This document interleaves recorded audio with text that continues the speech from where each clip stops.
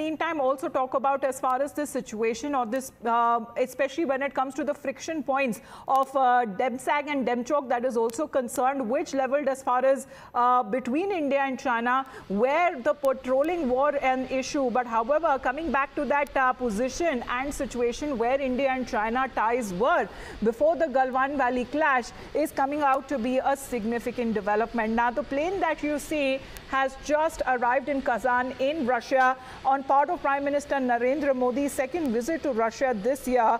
And of course, when it comes to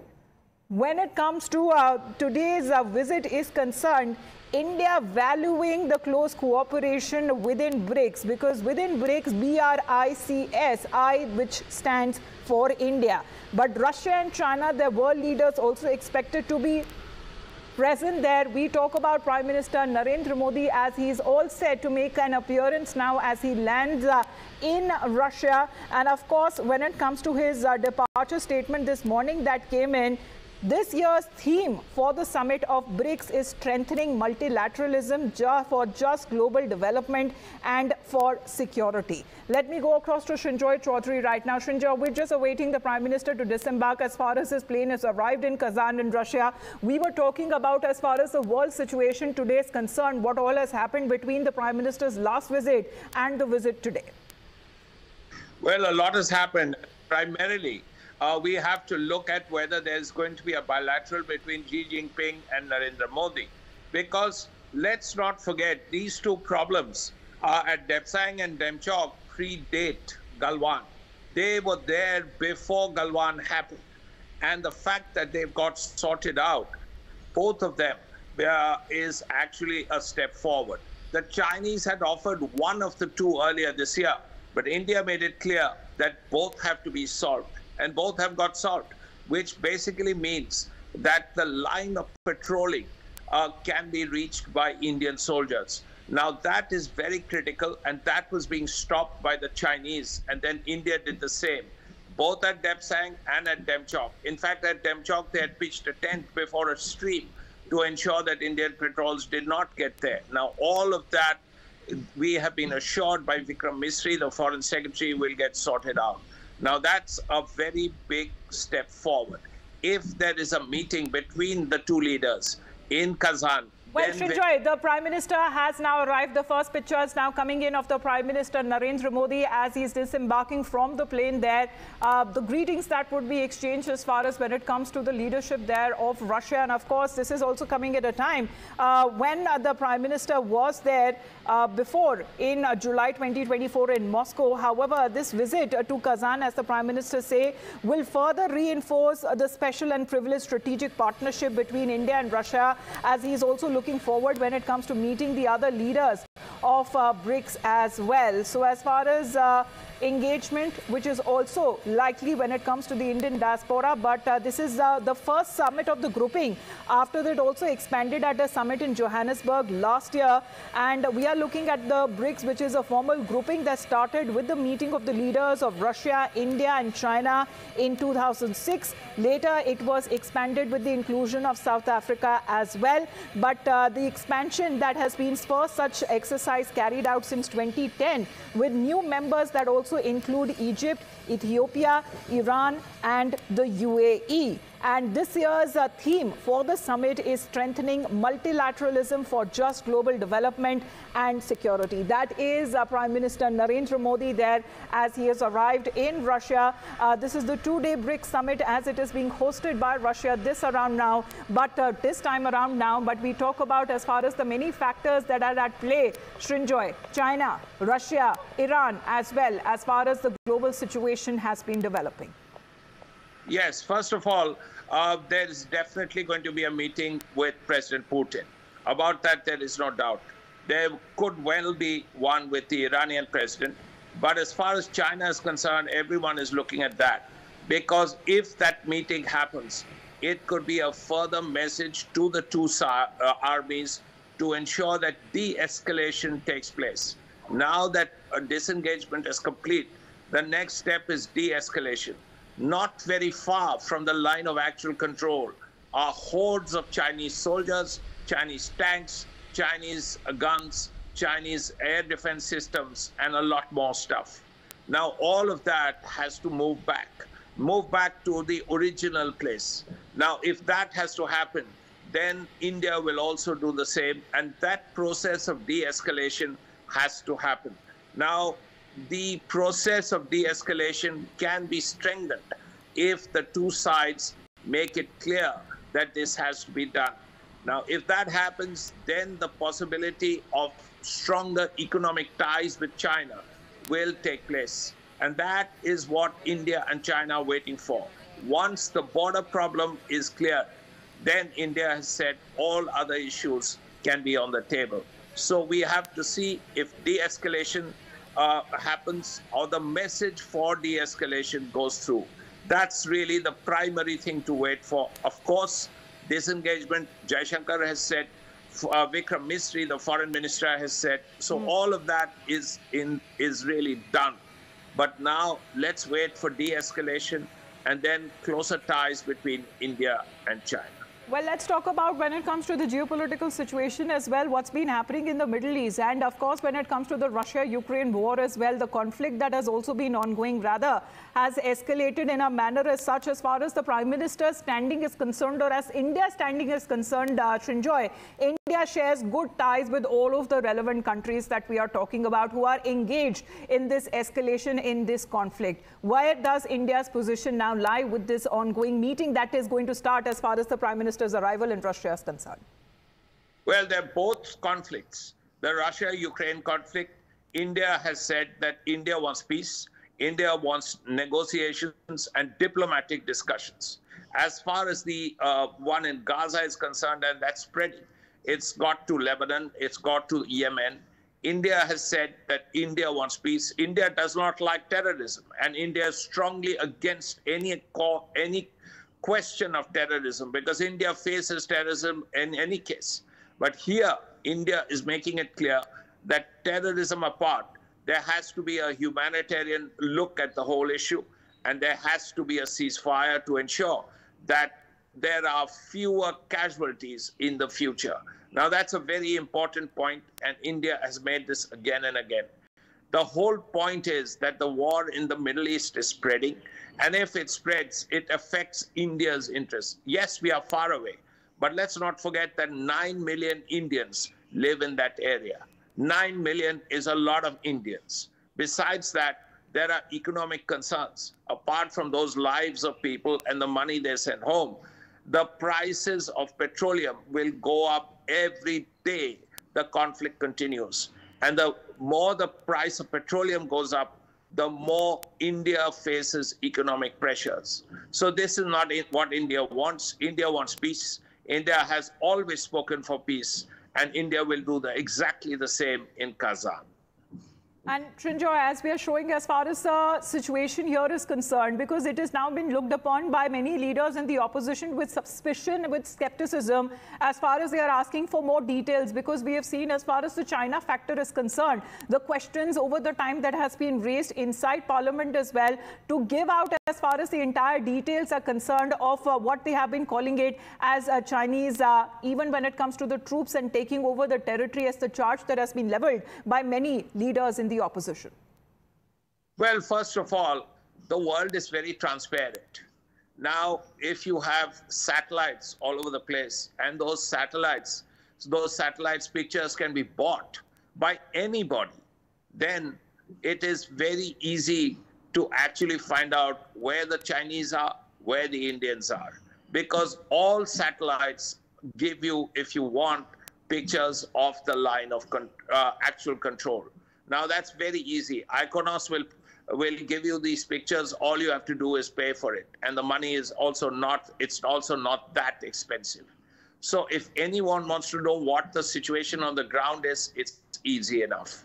But if the Indian government has to say so, the Indian government will say so. As Vikram Misri, the foreign minister, said yesterday, a patrolling will begin. What does that mean, actually?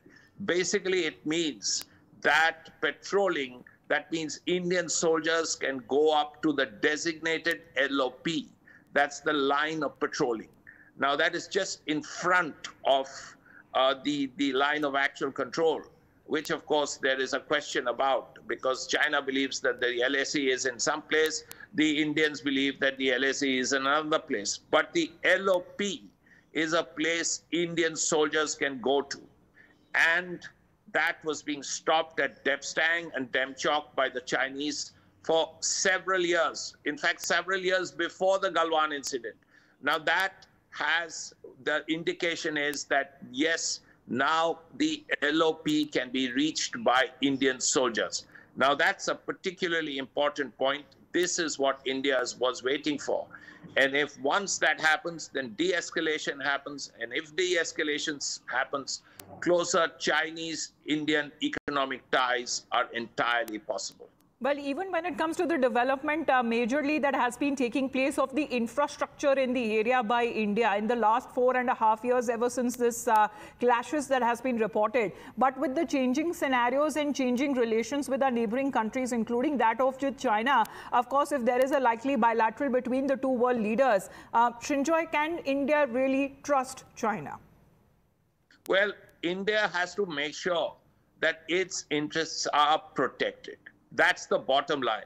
Now, if you're going to do it with troops on the ground, if you're going to do it with better surveillance with the use of satellites, if you're going to do it with tunnels and roads that reach right up to the line of actual control, if you're going to do it to ensure that all those villages on the line of actual control are habitable and habited, well, as the Indian government, as the representatives of the Indian people, you have every right to do it. It doesn't matter how many roads the Chinese build and how many towns the Chinese build across the line of actual control.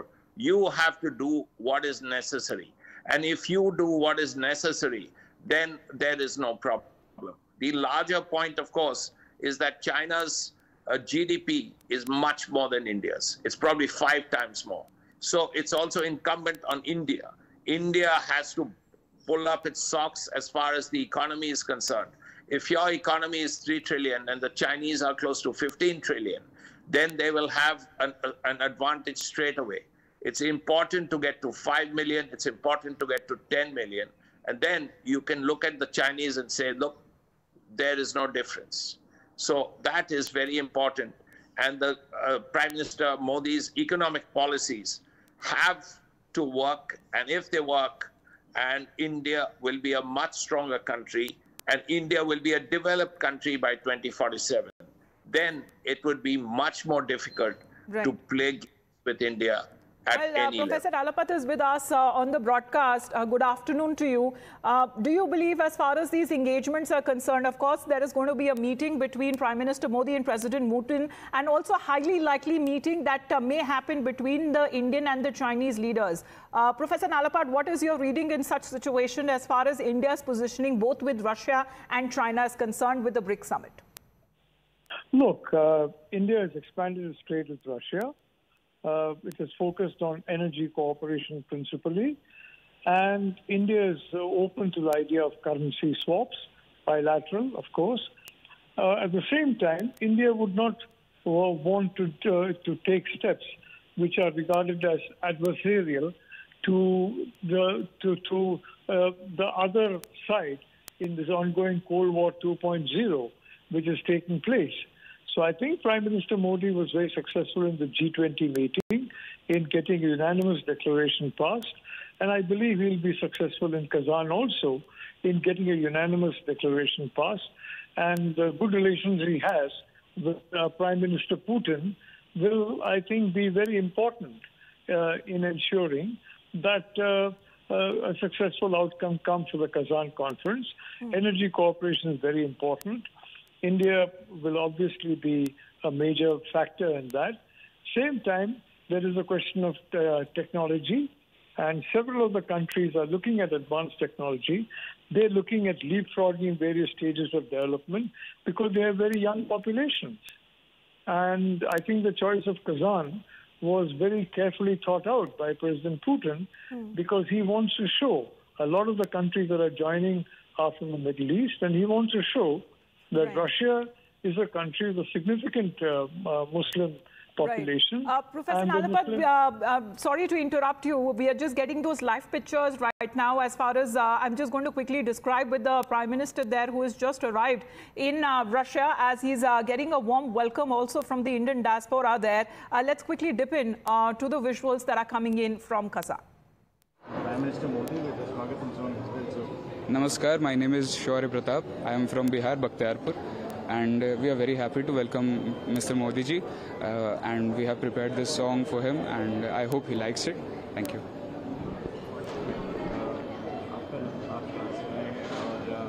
India में कहाँ से कितने साल से?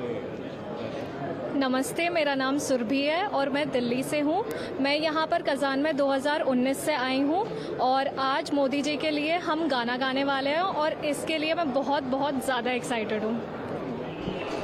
मेरा नाम पारुल है और मैं फाइनल ईयर मेडिकल स्टूडेंट हूँ। मैं 5 साल से कज़ान में हूँ and we are really grateful that we got this opportunity to welcome our prime minister, our dear prime minister, our respected prime minister. So we are very grateful. Thank you.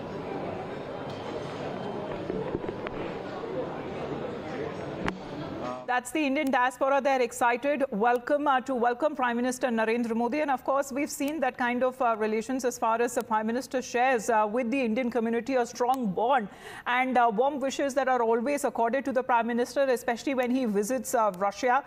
This is the second round of visit there, first one being in July after he took over as the third Prime Minister consecutively of the country. And as far as the departure statement of the Prime Minister is concerned, because this holds an important point, because India values close cooperation within BRICS, which has emerged as an important platform for dialogue and discussion on issues concerning global development agenda, reformed multilateralism, climate change, economic cooperation, building resilient supply chains, promoting cultural and people-to-people connect, among others.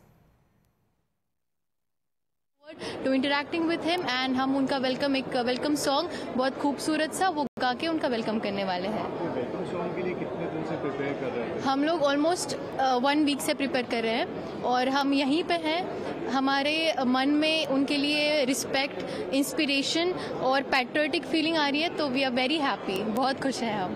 Thank you.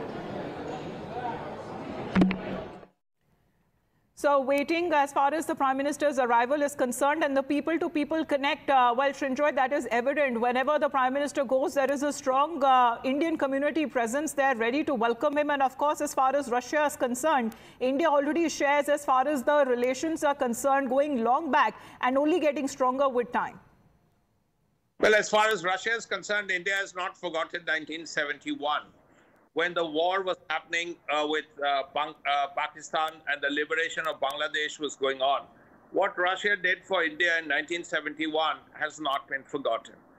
That is one. Even before that, there was a time when there was always trouble with our neighbors. 62, you had the war with the Chinese, 65 with Pakistan. At that time, the West was very hesitant to give weapons to us. Today, the West is more than happy to supply weapons to us or work with us in the defense sector. That wasn't so in 1964 or 1965. So it has to be remembered that that time the MiG-21s came from Russia. And these are things that India has not forgotten. So as a result, all this and the fact that Russia has supplied nuclear power plants, Russia has supplied nuclear-powered submarines to the Indian Navy have not been forgotten, which is why ties with Russia are strong and they will continue to be, though India has made it very clear, India wants immediate ceasefire in Ukraine because India believes that that problem can only be solved through diplomacy, through negotiations. And the following meeting, of course, we remember as far as President Putin is concerned, he invited the Prime Minister to his private estate, honoring and conferring the award also to Prime Minister Narendra Modi. And that hug was something that we have seen that as far as comments that also came in from the Ukrainian president. But simultaneously, Srinjoy, India also reached out to Ukraine. The only message that has been going across is to end war and resume when it comes to dialogue and peace in the region. Yes, undoubtedly. The Prime Minister Modi has visited Kiev, and there is a likelihood of President Zelensky coming to India in the near future. Now, India has good relations with Ukraine. There is no dispute with that. All India wants is the war to end.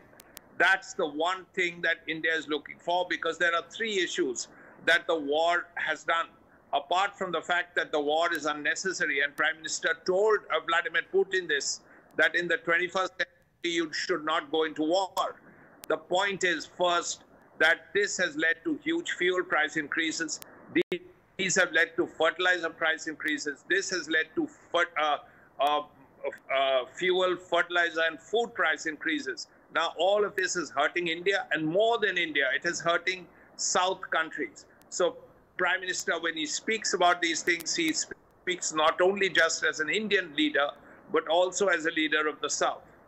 And what about the inclusion of Iran this time around? Because as far as India's relations with Iran is concerned, that also be on a good stepping. Well, India, as India says, long civilizational ties, which means that it goes back like 3,000 years. But at this point, it has to be said, India doesn't buy so much oil from Iran. Once India bought a lot of oil from Iran, it doesn't anymore so much. In fact, a lot of the oil that Iran sells goes to China. But India continues to have long civilizational ties with Iran. And that is something that is there, that cannot be wished away. That is there, and there could well be a meeting between the Iranian leaders and the Indian side. And again, at that meeting, India will say, India wants peace. India wants an end to this war. So with a message of peace, as far as several other issues being on the table, on the agenda, the Prime Minister has just landed in Kazan. A warm welcome that is being accorded as far as the Indian diaspora waiting eagerly to welcome Indian Prime Minister. Likely meetings with world leaders are also on the table as we stand by for the Brics Summit that is now taking place in Russia. Heading